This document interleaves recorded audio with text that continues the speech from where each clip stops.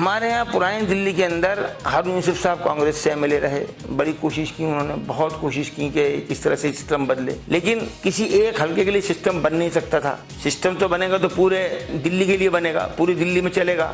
अब पूरी दिल्ली में चाहे वो सीएम रही हो, कोई रहे हो, उनको नजर आएगा कि साहब यहाँ पे कॉन्वेंट स्कूल भी हैं, यहाँ पे पब्लिक स्कूल भी हैं, यहाँ पर केंद्रीय विद्यालय भी हैं, सब हैं, बड़ी बड़ी पोस्ट चीजें नजर आएंगी, लेकिन उन्हीं में जो छुपी हुई जगह है वो नजर नहीं आती। अच्छा, उसमें जो थोड़े बहुत अपोजिशन के लोग हो सकते थे, शोएब इकबाल जैसे लोग, ये लोग, इन्होंने कभी आवाज उठाई नहीं, उसको कभी चेकआउट किया ही नहीं, उससे उनको गरज थी भी नहीं। और इसी चक्कर में हमारे यहाँ जो लोग एमएलए बनते रहे, वो सिर्फ एमएलए बनने का काम करते रहे, शहर की तरफ तवज्जो नहीं थी। इसकी वजह से एक और नुकसान हमें हुआ कि शहर का जो हेरिटेज था, कल्चर हेरिटेज जो ढांचा था उसका, वो बर्बाद हुआ है बहुत ज्यादा। अब शाहजहांबाद को शाहजहांबाद नहीं कह सकते, आप उसको कनॉट प्लेस से मिला के देख सकते हैं, आप उसमें मिला के देख सकते हैं कि बिल्डिंगें बन रही हैं, नीचे से कंस्ट्रक्शन खराब हो रही है। शाहजहांबाद का जो ढांचा है वो इतना बिगड़ा है कि एक बिल्डिंग है जहां पर एक मकान हुआ करता था, उस मकान के ऊपर आज 40 क्वार्टर बने हुए फ्लैट।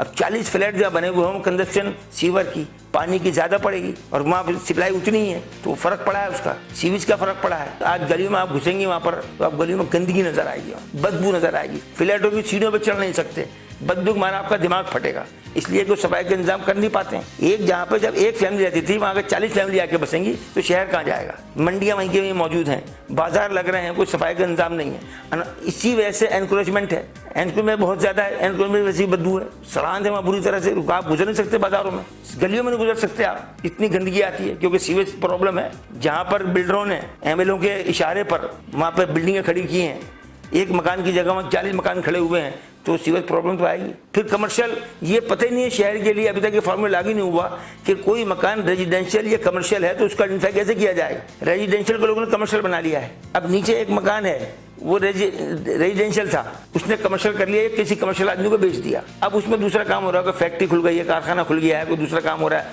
ठोका पीटी हो रही है, सिलेंडर का काम हो रहा है, दूसरा हो रहा है, गैसेज का काम हो रहा है। अब ऊपर के लोग सो सकते हैं उस बिल्डिंग में, गंदगी होगी अलग, पोल्यूशन होगा अलग, धूल मिट्टी होगी अलग, लेकिन कोई सुनने वाला नहीं है।